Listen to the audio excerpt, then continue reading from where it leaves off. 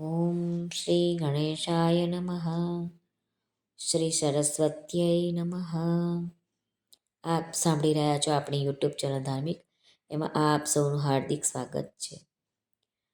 આ ચેનલમાં આપણે ગીતાનો કર્મયોગ, જ્ઞાનયોગ, ભક્તિયોગ, જેના લેખક છે વિભાકર પંડ્યા.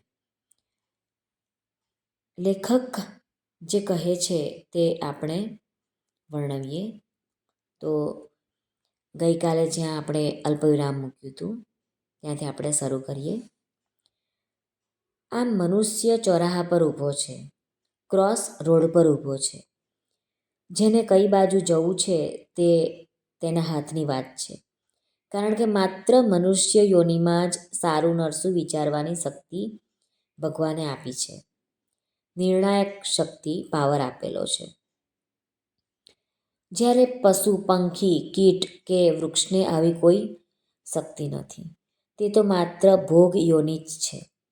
માત્ર તેના કર્મ ખપાવે છે અને તે પૂરા થતાં ફરીથી મનુષ્ય યોનિમાં આવે છે. ફરીથી કર્મના પોટલા તૈયાર કરે છે અને ફરીથી બીજી યોનિઓમાં કર્મ ભોગવવા ચાલ્યો જાય છે. 84 લાખ જન્મ પછી મનુષ્ય જન્મ મળે છે અને ત્યારે જ ફરીથી વિષય વાસનારૂપી ખણ ઉપડે છે. તેનો દાખલો છે કે એક આંધળો માણસ કિલ્લામાં ફસાઈ જાય છે. તેને બહાર નીકળવું છે. કોઈ તેને કહે છે કે કિલ્લાની ભીતે ભીતે ચાલ્યો જા, કોઈક જગ્યાએ તો દરવાજો આવશે, ત્યારે તેમાંથી બહાર નીકળી જજે. તે પ્રમાણે આંધળો માણસ કિલ્લાની દિવાલે દિવાલે હાથ રાખીને ફરે છે, પરંતુ જ્યારે દરવાજો આવે છે ત્યારે ખંજવાળતો ચાલ્યો જાય છે. તે દરમિયાન દરવાજો ચાલ્યો જાય છે અને ફરીથી કિલ્લા ફરતું બીજું રાઉન્ડ મારે છે.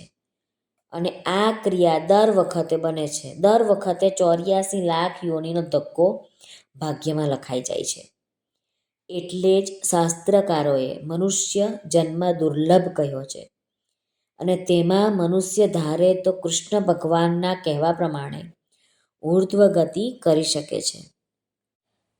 નહીં તો ડાબી બાજુ નર્ક, જમણી બાજુ સ્વર્ગ અને નીચેની કીટ યોનિઓ તૈયાર જ છે. એટલે દેવો પણ ઊર્ધ્વ ગતિ માટે સ્વર્ગ છોડીને મનુષ્ય યોનિ ઝંખે છે. આ ક્રોસ રોડ પરથી જ ઊર્ધ્વ ગતિ શક્ય છે. આ માટે આપણે કર્મની ટેકનિક જાણવી જરૂરી છે. જો આ ટેકનિક બરાબર સમજાઈ જાય તો સહજ રીતે ઊર્ધ્વ ગતિ શક્ય બને છે. લેખક કહે છે કે એટલે કે મનુષ્ય જન્મ ધારણ કરીને એવી ચતુરાઈથી કર્મ કરવા કે કોઈ બંધન ન થાય અને મોક્ષનો ઊર્ધ્વ તરફનો માર્ગ ખુલી જાય. આ માટે ઉપનિષદ, ગીતા, પુરાણો વગેરેએ આ અંગે ખૂબ ઊંડી ચર્ચા કરી છે. તે માટે શાસ્ત્રકારો પહેલાં એક કોયડો સમસ્યા દૂર કરે. તમે તેને ઉકેલવા પ્રયત્ન કરો અને થાકી જાઓ. તમે પોતે તે કોયડો ન ઉકેલી શકો એટલે હશે શું થશે તેવી ચિંતા થાય. તમે ખૂબ મૂંઝાઓ, ખૂબ બેચેનીમાંથી પસાર થાઓ. પછી શાસ્ત્રકાર તમને તેનો ઉકેલ બતાવે. જેથી તે વિષયની તરસ બરાબર લાગી હોય. તમને પાણી મળે તો તરસ કેવી સંતોષાય છે, તેમ તમારું મગજ કોયડાનો ઉકેલનો પ્રયત્ન કરીને થાકે અને જાણવાની સાચી ભૂખ તમારામાં ઉત્પન્ન થાય. તમે બેચેન થાવ, મૂંઝાઓ, તડપો. ત્યારબાદ શાસ્ત્ર સરળ ઉપાય બતાવે. ત્યારે આપણને હાસ એમ થાય. જ્યાં સુધી મૂંઝવણ, બેચેની ન થાય ત્યાં સુધી વિષાદ ન આવે, અને જ્યાં સુધી વિષાદ ન આવે ત્યાં સુધી સાચી તરસ ન જાગે, અને ત્યાં સુધી તમને આપેલા પાણીની કોઈ કિંમત નથી. તો સર્વપ્રથમ કર્મ એટલે શું? મનની ચંચળતા વગેરે વિશે ઊંડી છણાવટ કરવામાં આવે છે. એ કર્મ વિશેની સુંદર અદ્ભુત છણાવટ જેવી ગીતામાં કરી છે તેવી બીજે ક્યાંય નહીં મળે. કર્મના વિચાર બહુ જ સુંદર રીતે રજૂ કર્યા છે. કર્મ શા માટે તેની રજૂઆત કરી છે અને સુંદર ઉકેલ આપ્યો છે. તો તેને વિશે ગીતાને આધારે ચર્ચા કરીએ. તો આ માટે પણ લેખક ગીતાના આધારે ચર્ચા કરે છે. આપણે જે રીતે કર્મ કરી રહ્યા છીએ તે પદ્ધતિ ખોટી છે. જે કર્મ કરો તે અહંકાર રહિત કર્મ કરો. કારણ કે ભગવાને મન એવું ચંચળ આપેલું છે કે કર્મ તો કરવા જ પડશે. મન 24 કલાક ગતિ કરે છે. ઊંઘતા, બેસતા, ચાલતા મન સતત હુંને કેન્દ્રમાં રાખીને કર્યા કરે છે. અરે શાંતિથી પલાઠી વાળીને તમે બેઠા હો તો પણ મન સ્થિર નથી, સતત કર્મ કર્યા કરે છે. અને જે કર્મ કરે છે તેનું બંધન ઉત્પન્ન થાય છે. અને આમ જ જો ચાલ્યા કરે તો કોઈ દિવસ આ સંસાર ચક્રમાંથી છુટકારો થાય નહીં. તો હવે તેમાંથી છૂટવું કેમ એ પ્રશ્ન થયો. તે અંગે ભગવાન શ્રી કૃષ્ણ અદ્ભુત ટેકનિક સમજાવવાની શરૂ કરે છે.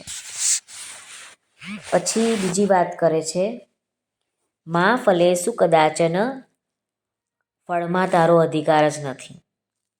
તેથી તારે ફળમાં આસક્તિ રાખવાની જ નથી. ફળમાં આસક્તિ રાખનારની શક્તિ ફળ વિશેના જ વિચારો કરવામાં વેડફાઈ જાય છે. તેથી કર્મ પૂર્ણ શક્તિથી કદી થશે નહીં. હવે આ પહેલી વાત કર્મ કરવાની અને બીજી વાત ફળની આશા નહીં રાખવાની સમજી લઈએ. ભગવાન સમજાવે છે કે પહેલાં તો કર્મ કરતી વખતે તમોને આત્મવિશ્વાસ નથી કે આ જે કર્મ કરું છું તે સફળ થશે કે નહીં. હવે કર્મ કર્યા વગર ચાલતું નથી અને કર્મ કરતી વખતે શંકા કુશંકા થયા કરે છે.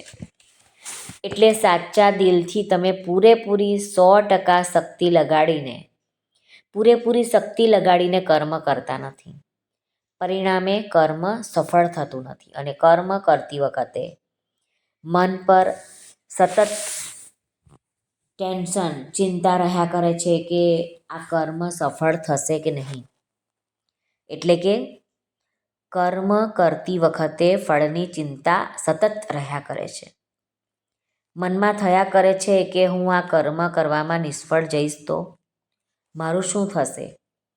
આમ કર્મ કરતી વખતે 50% શક્તિ વપરાઈ જાય છે. પરિણામે કર્મ સફળ થતું નથી. એટલે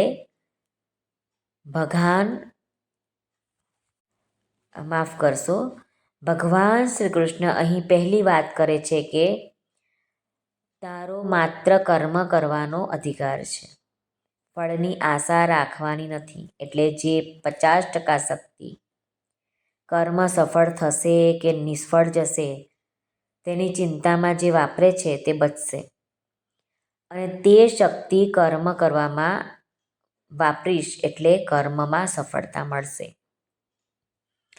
એટલે ભગવાન પહેલી વાત તો એ સમજાવે છે કે ખુલ્લા દિલથી કર્મ સફળ કે નિષ્ફળ જશે તે ચિંતા કર્યા વગર બસ કર્મમાં લાગી પડ. કારણ કે કર્મ કરવાનો તને જન્મસિદ્ધ અધિકાર છે. પરંતુ ફળ કેવું આપવું તે ભગવાન કહે છે કે મારી ઉપર એટલે કે જગત નિયંતા કર્મફળદાતા ભગવાન ઉપર આધાર રાખે છે. તેવું સારું કર્મ કર. તારી આશા તો અમુક ફળ મળે તેવી ભલે હોય, પરંતુ તેનું કેવું ફળ આપવું તે ભગવાન કહે છે કે મારી મરજીની વાત છે. ભલે તે સારું કર્મ કર્યું હોય અને તને સારા ફળની આશા હોય, છતાંય મને યોગ્ય લાગે તો તને આ તારા કર્મના બદલામાં તને નુકસાન થતું ફળ આપું. અને જો આવું ફળ આપું તો તારો જીવ દુભાય છે, નિરાશ થાય છે, દુઃખી થાય છે. હું કરું છું કરતા બુદ્ધિથી કરે છે અને ફળ ખરાબ આવવાથી દુઃખી થાય છે.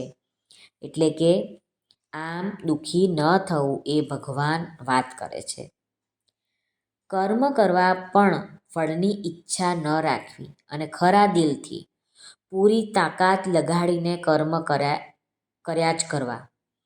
જો તું તેમ કરે તો નિષ્ફળતા સંભવ નથી, અને છતાંય નિષ્ફળતા કદાચ મળે તો યાદ રાખવું કે ફળ કેવું આપવું તે મારા એટલે ભગવાન એટલે કે જગત નિયંતાના હાથની વાત છે. પછી તે ફળ સારું આવે કે ખરાબ આવે તેને ભગવાનનો પ્રસાદ સમજીને તેનો સ્વીકાર કરવો. જો ભગવાનનો પ્રસાદ માનીને સ્વીકાર કરો તો તે તેના વિશે કોઈ વાતની ટીકા ન કરી શકે. બસ આજે આપણે અહીં અલ્પવિરામ મૂકીએ, કારણ કે પછી વિડીયો બહુ લાંબો થઈ જાય છે. બીજું આપણે આવતીકાલે કન્ટિન્યુ કરીશું. તો અહીં આપણે લઈએ. શ્રી કૃષ્ણાર્પણમસ્તુ. જો તમને આ વિડીયો પસંદ આવ્યો હોય તો લાઈક અને શેર કરશો, તથા અમારી આ ચેનલ ધાર્મિક એના પર નવા આવ્યા હોય તો સબસ્ક્રાઈબ જરૂરથી કરી લેશો, જેથી આવનારા નવા વિડીયો તમારા સુધી તરત પહોંચી શકે.